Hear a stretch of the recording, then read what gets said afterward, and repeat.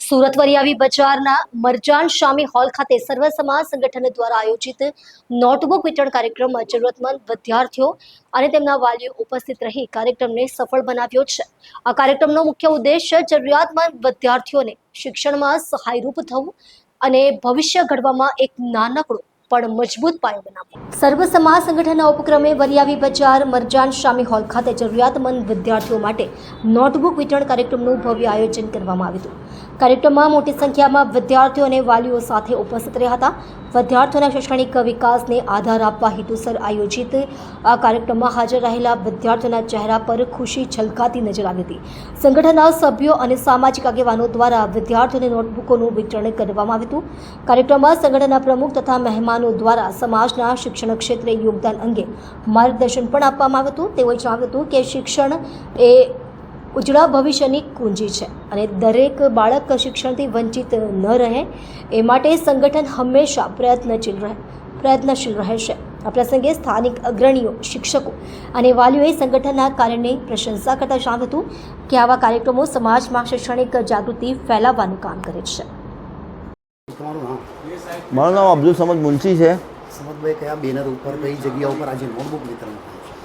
આ સર્વ સમાજ સંગઠન અમારી એક સંસ્થા ચાલે છે ને વરિયાવી બજાર મરજાન શામી હોલની અંદર અમે લોકો નોટબુક વિતરણનો કાર્યક્રમ કરવા જઈ રહ્યા છે. જેમાં ઘણી મોટી સંખ્યામાં લોકોને અમે ફોર્મની પ્રક્રિયા રાખેલી હતી, જે ફોર્મ ભરવામાં આવ્યા હતા અને ફોર્મના હિસાબે દરેક બાળકોને નોટબુક વિતરણ કરવામાં આવશે. કેટલી નોટબુક વિતરણ કરાશે? અમારે તો લગભગ ગણતરીના હિસાબે જો અમે ફોર્મ ગણવા જઈશું તો લગભગ 2000 થી 2500 બાળકોનું વિતરણ કરવામાં આવશે. ને ફોર્મ ભરવાની પ્રક્રિયા થઈ છે, એમાં લગભગ 550-600 જેવા ફોર્મ ભરાવે.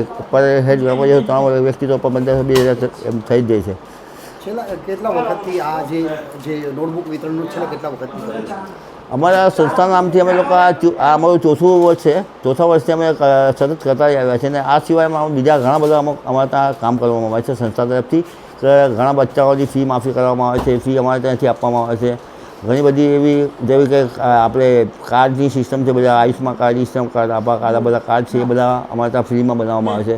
એવી ઘણી બધી અમારી સંસ્થા તરફથી સુવિધા આપવામાં આવે છે. શિક્ષણને લઈને બે શબ્દ. શિક્ષણ તો ખાસ એક પેલું કહેવાય ને, શિક્ષણ એક એવી શેરડીનું દૂધ છે કે જેને પીધું એ ઢાળે છે. એટલે જગતમાં આખામાં એનું વર્ચસ્વ વધી જ જાય છે ભણેલો ગણેલો હોય. આજે તમે એક મિસાલની તौर પર એક્ઝામ્પલ તમે બતાવવા માગું, ખાલી તમારા માધ્યમથી લોકોને જણાવવા માગું કે આપણે આજે જોઈ લો કે બાબા સાહેબ આંબેડકર જે ભણેલા ગણ્યા છે, એટલે આજે એમનો સંવિધાન આખા દેશમાં ચાલી રહ્યું છે. એ સંવિધાનના હિસાબે આખું દેશ ચાલી રહ્યું છે.